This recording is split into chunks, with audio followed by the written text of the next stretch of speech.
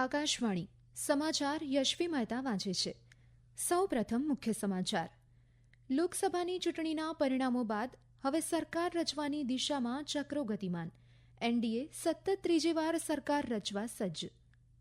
આજે નવી દિલ્હીમાં એનડીએ અને ઇન્ડી ગઠબંધનની બેઠક યોજાશે.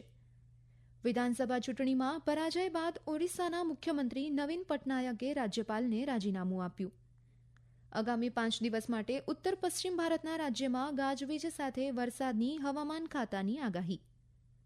આજે ગુજરાત સહિત સમગ્ર દેશમાં વિશ્વ પર્યાવરણ દિવસની ઉજવણી કરવામાં આવી રહી છે. પ્રધાનમંત્રી નરેન્દ્ર મોદીએ એક પેડ માં કે નામ ઝુંબેશ શરૂ કરી. અને T20 વિશ્વકપમાં આજે ભારતનો મુકાબલો આયર્લેન્ડ સામે. સમાચાર વિગતવાર.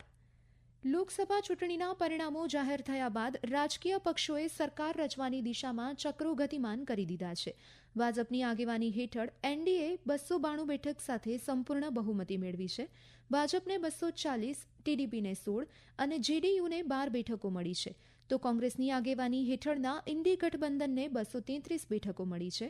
કોંગ્રેસને 99, સપાને 37, તૃણમૂલ કોંગ્રેસને 29 અને ડીએમકેને 22 બેઠકો મળી છે.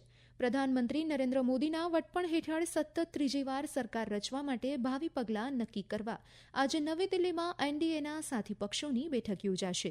આ બેઠકમાં જેડીયુના વડા નીતિશ કુમાર, ટીડીપીના ચંદ્રબાબુ નાયડુ, લોકજનશક્તિ પાર્ટીના નેતા ચિરાગ પાસવાન, જનસેના પાર્ટીના નેતા અને અભિનેતા પવન કલ્યાણ, હિન્દુસ્તાન અવામી મોરચાના જીતન રામ માંઝી સહિતના નેતાઓ ભાગ લેશે. નીતિશ કુમાર, ટીડીપીના ચંદ્રબાબુ નાયડુ, લોકજનશક્તિ પાર્ટીના નેતા ચિરાગ પાસવાન, જનસેના પાર્ટીના નેતા અને અભિનેતા પવન કલ્યાણ, હિન્દુસ્તાન અવામી મોરચાના જીતન રામ માંઝી સહિતના નેતાઓ ભાગ લેશે. ટીડીપીના નેતા એન ચંદ્રબાબુ નાયડુએ આજે સવારે આંધ્રપ્રદેશમાં અમરાવતી ખાતે તેમના નિવાસસ્થાને પત્રકાર પરિષદ યોજી હતી. તેમણે ઐતિહાસિક વિજય અપાવવા બદલ રાજ્યના લોકોનો આભાર માન્યો હતો. તેમણે પુનરોચ્ચાર કર્યો હતો કે આ વિજય ટીડીપી, જનસેના અને ભાજપના સંયુક્ત પ્રયાસોનું પરિણામ છે. જેડીયુ પ્રમુખ અને બિહારના મુખ્યમંત્રી નીતિશ કુમાર અને આરજેડીના એનડીએ બેઠકમાં ભાગ લેવા નવી દિલ્હી પહોંચી ગયા છે. આ દરમિયાન ઇન્ડી ગઠબંધનની બેઠક આજે સાંજે 6 વાગ્યે કોંગ્રેસ પ્રમુખ મલ્લિકાર્જુન ખડગેના નિવાસસ્થાને યોજાશે, જેમાં વિરોધ પક્ષોની આગામી રણનીતિ પર ચર્ચા કરવામાં આવશે. આરજેડી નેતા તેજસ્વી યાદવ બેઠકમાં ભાગ લેવા નવી દિલ્હી પહોંચી ગયા છે.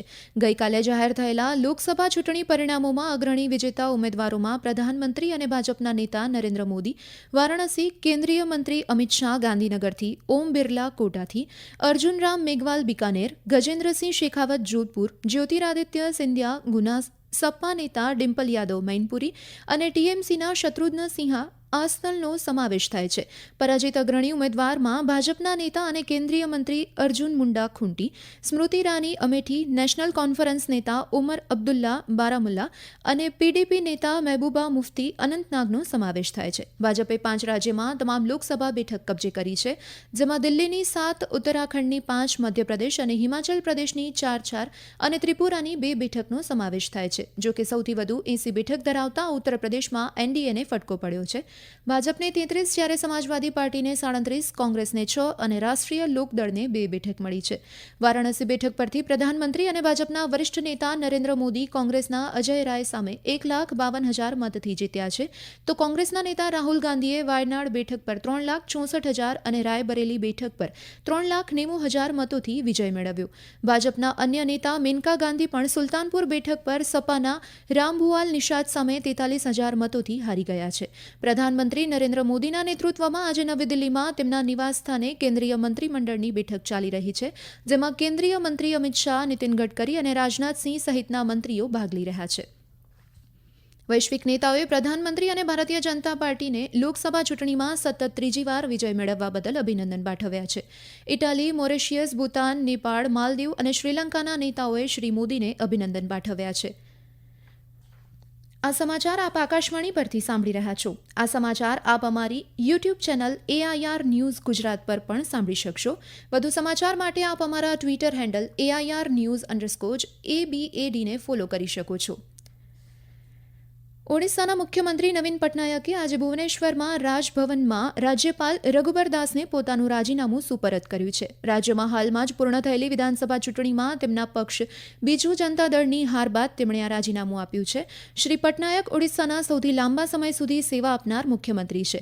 તેમણે 24 વર્ષ અને 3 મહિના એટલે કે સતત 5 ટર્મ સુધી સેવા આપી હતી. તેમણે 5મી માર્ચ 2000ના રોજ ઓડિશાના મુખ્યમંત્રી તરીકે સૌપ્રથમવાર શપથ લીધા હતા.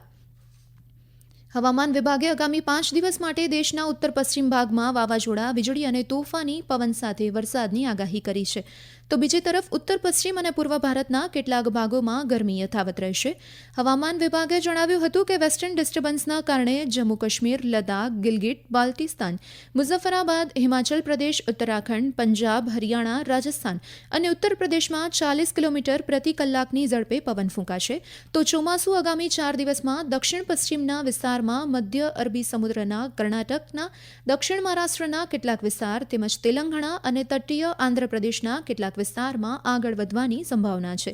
હવામાન વિભાગે દિલ્હીમાં સામાન્ય રીતે વાદળછાયું આકાશ અને વરસાદ અથવા ધૂળના તોફાનની સંભાવના વ્યક્ત કરી છે, જ્યાં મહત્તમ તાપમાન 43 ડિગ્રી સેલ્સિયસની આસપાસ રહેવાની સંભાવના છે. ઉત્તરાખંડમાં ખરાબ હવામાનને કારણે 22 સભ્યોની ટીમના 4 પર્વતારોહક ગઈકાલે ઉત્તરકાશી જિલ્લામાં તેમના સહસ્ત્રતાલ ટ્રેક દરમિયાન મૃત્યુ પામ્યા હતા. તો 6 લોકોને બચાવી લેવામાં આવ્યા છે અને અન્યને બચાવવાના પ્રયાસ હાલ ચાલુ છે. સ્ટેટ ડિઝાસ્ટર રિસ્પોન્સ ફોર્સ અને વન વિભાગની ટીમ બચાવ કામગીરીમાં લાગી ગઈ છે. આજે ગુજરાત સહિત દેશભરમાં વિશ્વ પર્યાવરણ દિવસની ઉજવણી કરવામાં આવી રહી છે. પર્યાવરણનું સંરક્ષણ કરવા, જાગૃતિ ફેલાવવા અને પગલાં લેવા માટે સંયુક્ત રાષ્ટ્ર દ્વારા આ વૈશ્વિક દિવસ મનાવવામાં આવે છે. વર્ષ 1972માં સ્ટેકહોમમાં માનવ પર્યાવરણ અંગે યોજાયેલી પરિષદમાં સંયુક્ત રાષ્ટ્ર